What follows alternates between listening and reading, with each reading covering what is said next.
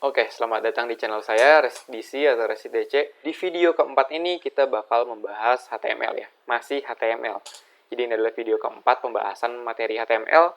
Nah, di video-video sebelumnya, buat teman-teman yang belum nonton, teman-teman boleh tonton. Linknya bakal saya kasih di link deskripsi ya, jadi dicek aja tuh. Nah, di video-video saya sebelumnya, setiap kita belajar itu kita bakal bikin folder ya, jadi belajarnya bakal lebih terstruktur lagi gitu. Nah, di sini saya bikin folder, ada di data D, belajar HTML. Di dalam belajar HTML ini ada folder-folder lainnya. Belajar 1, belajar 2, belajar 3. Nah, ini juga ada videonya masing-masing, teman-teman boleh cek ya. Nah, karena ini adalah video keempat, jadi kita bakal bikin folder belajar 4. Kayak gitu ya. Nah, di sini saya pakai text editornya adalah Sublime. Tapi saya pribadi kalau kerja pakainya adalah Visual Studio Code. Kenapa pakai Sublime? Teman-teman boleh nonton di video pertama ya. Oke, nah kalau teman-teman udah bikin foldernya nih, teman-teman boleh dibuka text editornya masing-masing atau idenya masing-masing ya. Oke, nah kalau udah teman-teman boleh open folder, bisa diklik file, open folder. Nah ini juga ada fiturnya di VS Code ya. Oke, dipilih folder teman-teman. Nah, di sini saya pakai folder belajar 4. Nah, teman-teman boleh diklik select folder ya, jangan di enter atau klik 2 kali. Karena kalau teman-teman enter itu bakal masuk ke dalam foldernya. Kalau teman-teman klik 2 kali juga sama. Jadi dikliknya adalah klik sekali, terus klik select folder. Itu bakal membuka text editor yang baru. Tapi kalau di VS Code enggak ya. Nah, kalau di Sublime itu bakal jadi ada 2 ya, Sublime-nya. Nah, yang ini di exit aja, nggak masalah. Oke, kalau udah, teman-teman boleh bikin file baru. Kalau teman-teman pakai VS Code, teman-teman bisa klik kanan di halaman kosongnya ini, di sidebar-nya ini ya. Boleh diklik kanan, ada new file. Nah, kalau teman-teman pakainya Sublime Text, diklik kanannya ini di foldernya, ada new file. Nah, kalau udah bikin file, teman-teman boleh save ya, biar langsung ada filenya gitu. Bisa tekan Ctrl S atau klik file, save. Ctrl S, nah kita namain misalnya belajar.html. Jangan lupa pakai ekstensi .html ya, untuk ngasih tahu bahwa ini adalah dokumen HTML kayak gitu. Oke, teman-teman boleh klik save. Nah, jangan lupa teman-teman selalu bikin struktur dasarnya ya. Buat teman-teman yang belum struktur dasar, teman-teman boleh nonton di video pertama. Oke, buat teman-teman yang pakai Sublime atau Visual Studio Code, pastiin language di dalam text editornya itu adalah HTML. Teman-teman bisa pilih di pojok kanan bawah. Mungkin di sini terhalang video saya ya. Ya, pokoknya ini nih, dipilih aja HTML. Ada di pojok kanan bawahnya ya. Ini ketutupan nih. Teman-teman boleh dipilih aja. Nah, kalau udah dipilih, teman-teman bisa bikin struktur dasarnya secara otomatis langsung keseluruhan. Kalau pakainya Sublime, teman-teman bisa bikin lebih kecil, simbol lebih kecil nih. Ketik H, terus Enter. Nah, bakal jadi struktur dasarnya. Buat teman-teman yang pakainya Visual Studio Code, teman-teman bisa ketik tanda seru, terus Enter. Itu bakal jadi strukturnya ya, kalau di VS Code.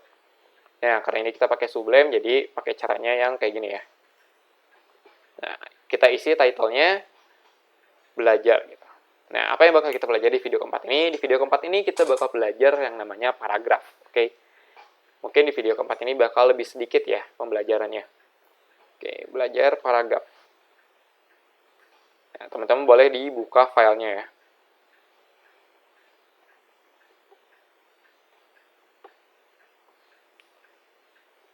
Oke, nah di sini title ini untuk judul ya. Buat teman-teman yang ingin tahu penjelasannya, teman-teman boleh nonton di video pertama. Oke, nah di video ketiga kita udah belajar terkait text formatting ya, bold, italic, kayak gitu-gitu. Nah sekarang ini kita bakal belajar paragraf.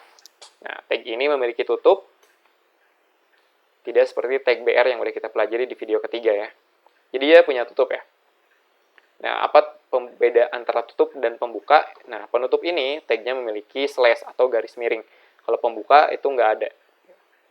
Nah, biasanya penutup juga tidak memiliki atribut gitu. Nah, teman-teman harus tahu ya, tag itu yang mana, atribut itu yang mana, tag pembuka itu yang mana, tag penutup itu yang mana. Oke, di sini juga saya bakal jelasin ya. Karena di video pertama juga saya bilang saya bakal jelasin di setiap video. Biar teman-teman ingat. Nah, si ini adalah tag pembuka, ini adalah tag penutup, yang di tengah-tengahnya ini disebut konten. Atau konten itu adalah isi dari tag tersebut gitu. Dia biasanya dihimpit oleh tag pembuka, ini nih, dan tag penutup, si ini. Kayak gitu. Nah, semua ini disebutnya adalah elemen. Jadi elemen itu terdiri dari konten, tag pembuka, tag penutup, juga atribut gitu. Ini paragraf ya. Misalnya di sini kita bakal coba bikin lorem ipsum gitu. Nah, mungkin teman-teman bakal sering denger ya yang namanya lorem ipsum ini. Lorem ipsum ini apa sih? Nah, biasanya ini tuh adalah placeholder untuk teks atau teks sementara untuk contoh tulisan gitu. Buat teman-teman yang pakai VS Code, teman-teman bisa langsung ketik aja lorem, nanti bakal muncul autocomplete-nya atau snipset-nya. Teman-teman bisa tekan enter aja, nanti dia bakal otomatis ngisi lorem ipsumnya itu sendiri. Nah, kalau teman-teman pakainya Sublime, teman-teman bisa diawali dengan pembuka tag dulu, gitu ya. Terus ketik lorem, baru bakal muncul ya. Nah, tapi hati-hati nih, ini bakal sedikit beda warnanya. Kalau di HTML itu, kalau teman-teman pakai Sublime atau VS Code, kalau ada yang salah itu bakal ada yang beda warnanya, kayak gini. Berarti ada yang salah nih. Kenapa? Karena di awal kita bikin ini nih. Ini kan biasanya digunakan untuk tag ya, tapi kita pakai untuk lorem. Karena memang triggernya itu di dalam HTML harus pakai ini dulu. Jadi jangan lupa kalau udah bikin lorem, si ininya dihapus lagi ya. Oke, singkatnya kayak gini. Tiap teman-teman mau bikin lorem ipsum di Sublime, teman-teman harus diawali dengan tag pembuka, ketik lorem, enter. Cuman jangan lupa si ini yang tadi ada di lorem itu harus dihapus lagi ya. Nah, kayak gini. Oke, kita save. Pastiin di save ya. Ciri-ciri save atau enggak ini ada di sininya nih. Kalau ininya bulat berarti belum di save. Tapi kalau itunya X berarti udah di save. Kayak gitu ya. Nah, kalau udah di save, teman-teman bisa dibuka ya. Kita refresh. Nah, ini ada nih. Nah, mungkin bakal ada pertanyaan. Apa sih gunanya paragraf ini? Karena nggak pakai ini juga bisa bikin teks kok. Gitu. Nih, misalnya ini kita hapus nih. Tag paragrafnya ya. Ini saya hapus gitu. Sama aja kan? Gitu. Dia cuma ada jarak di atasnya ya. Cuman basically dia sama aja. Apa gunanya gitu? Nah, si tag paragraf ini punya atribut tambahan gitu. Apa aja nih atribut tambahannya?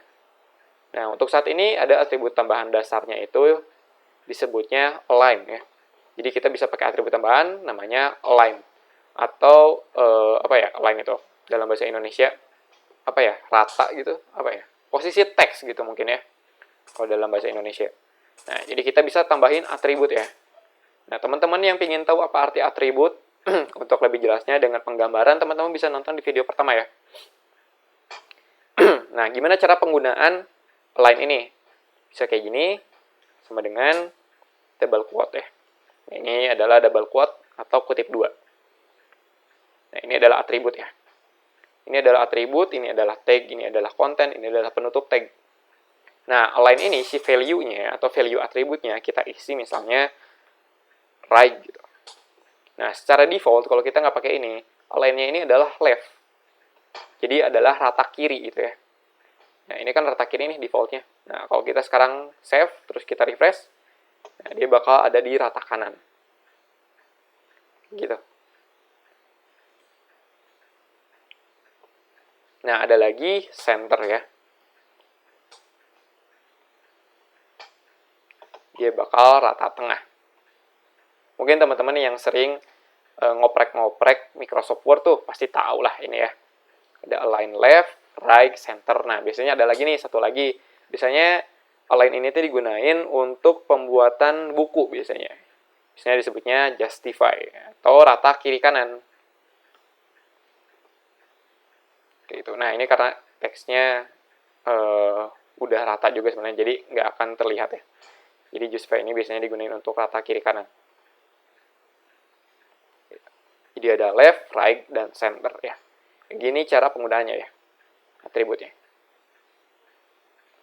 Ini disebutnya atribut ya. Kayak gitu. Oke.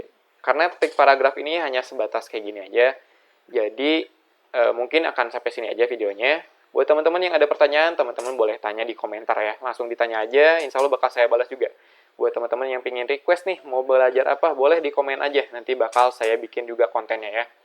Nah, kalau teman-teman ngerasa video ini bermanfaat, teman-teman boleh share, komen, dan like jika ini memang benar-benar bermanfaat ya. Kalau kayak gitu, saya sudahi aja video kali ini. Terima kasih, sampai jumpa di pertemuan kita selanjutnya.